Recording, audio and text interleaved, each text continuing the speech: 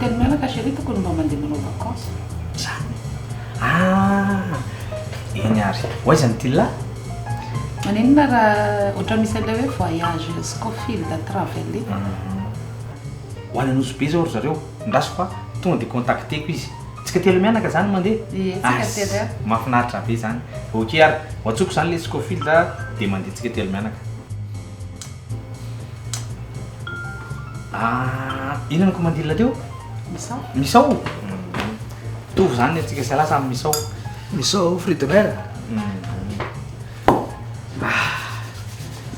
Masto Merci mba hitondra sakay zafady. Ok raha. Kay. Masto. Bon appétit.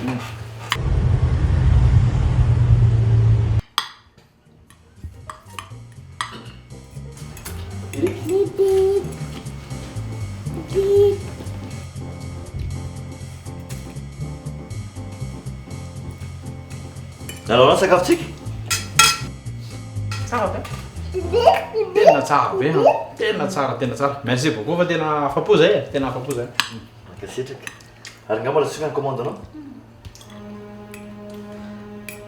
Tsy mihinana izy fa rehefa an-trano izy mihinana. Ay, ny anay rehefa afapo nareo dia efa zay fotsiny. Ok, merci. Mastoa. Merci.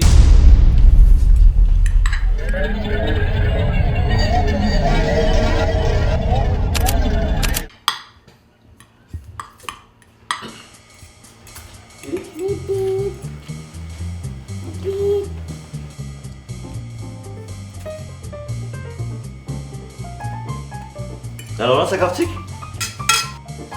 Tsara be. Tena tsara. Merci beaucoup fa tena afapo zay. Tena afapo zay. Ary nga mbola tsika ny commande anao? Tsy misakafo izy ka? Rehefa avy eo izy any an-trano mihinana. Tsy mihinana izy. Mipetrana ianao?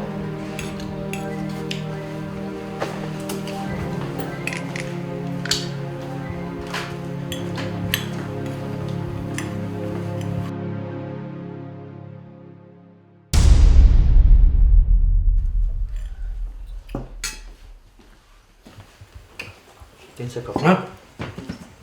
Ianao mandoa an'io za tsy nicommande ane. Tsolanaka. Amin'ny fotoana tahaka an'izao rehefa misakafo aty amin'ny restaurant nareo ka tsy antoka anazy dia aza hoentina aty izy. Fa aleo mijanona any an-trano na anaty fiara. Olombelona tahaka antsika ihany izy. Fa tsy mety zao ataonareo zao. Mazotomana ianao?